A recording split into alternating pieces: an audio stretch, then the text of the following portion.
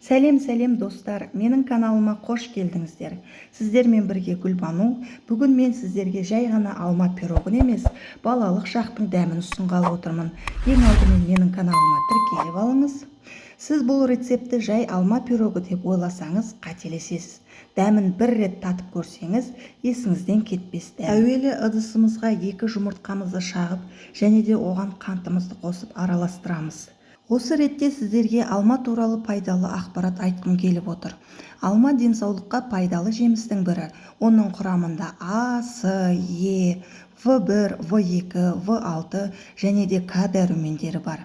Бұл дәрумендер иммунитетіңізді күшейтеді, көзіңіздің көруін жақсартады және теріңіздің әдемілігін арттырады. Сондай-ақ жүрек пен сүйекке де пайдасы зор. Қантымыз еріген соң үстіне сүтімізді құйып араластырамыз. Барлық заттардың өлшем бірліктерін описание бөліміне жазып қалдырамын. Ұнға ұн қопсытқышты салып араластырамыз. Алмамызды да өзімізге ұнаған бөліктерге бөліп дайындап аламыз. Жаңағы массамызға ұнымызды салып, жақсылап араластырамыз. Себебі қыздар, комочки дейді ғой, түйіршіктер қалмау керек. Достар, видеомен пайдалы ақпараттарым ұнап жатса, лайк басып мені қолдауды ұмытпаңыздар.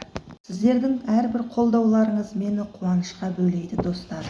Алмамызды да салып араластырып, өзімізге ұнайтын кез келген форманы майлап, массамызды құйып, қызып тұрған 180 градусты пеште 40-45 минут пісіріп аласыздар.